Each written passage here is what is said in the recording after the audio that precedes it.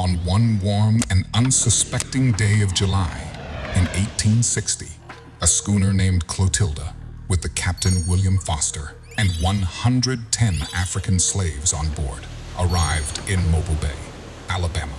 Clotilda was the last known U.S. slave ship to bring captives from Africa to the United States.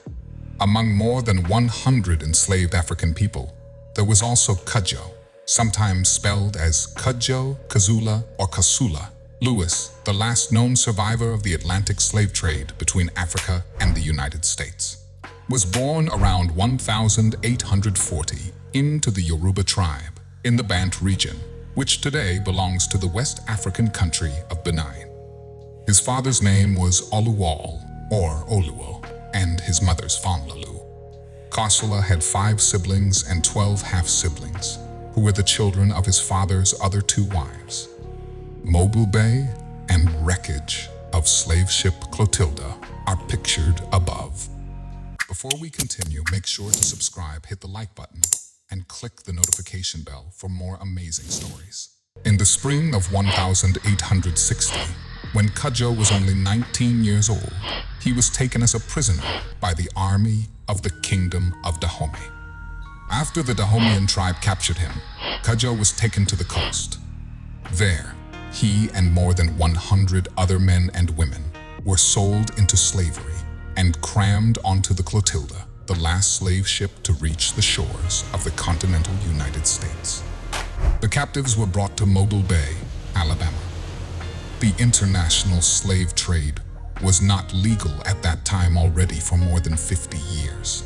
Along with many European nations, the U.S. had outlawed the practice in 1807, but Lewis' journey proves how slave traders went around the law to continue bringing over human cargo.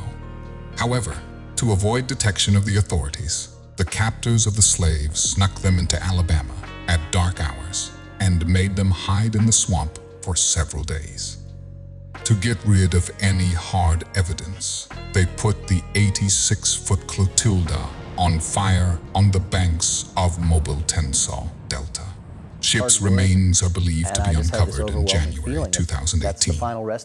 If it wasn't for Zora Neale Hurston, an anthropologist and a known figure of the Harlem Renaissance, we may have never heard Cudjoe's story from Cudjoe himself.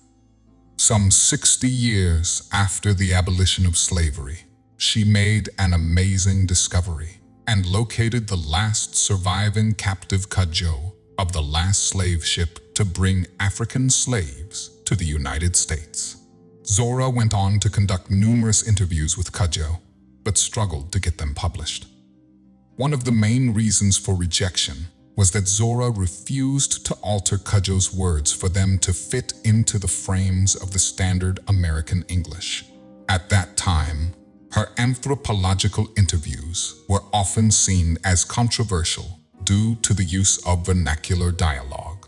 Even some Black American thinkers thought that the use of vernacular might enforce the caricaturist views of the Black people inside the minds of the white people.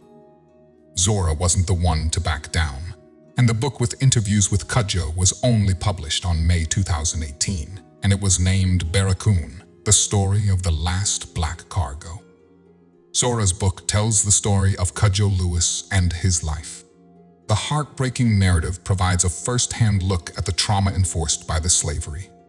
After Cudjoe was abducted from his home, he was forced onto a ship with hundreds of strangers. They wound up spending several months together, only to be separated in Alabama to go to work in different plantations. We're very sorry to be parted from one another. Hey, look, watch out for those white guys. You can't trust them. Don't do... The Africa soil, and now they part us from one another. Therefore we cry.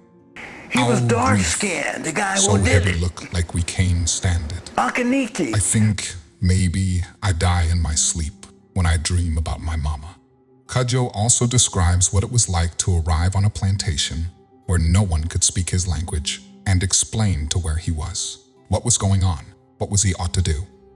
We don't know why we be bring way from our country to work lack. everybody looking at us strange.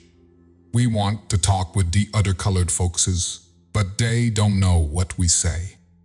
Understandably, Mr. Lewis expected to receive compensation for being captured and forced into slavery, and was angry to find out that the long-awaited emancipation didn't come with the promise of 40 acres and a mule, or any other kind of reparations. Bitter and frustrated, Cudjoe, together with a group of 31 other free people, saved up enough money to buy land near the state capital Mobile, which they called Africatown.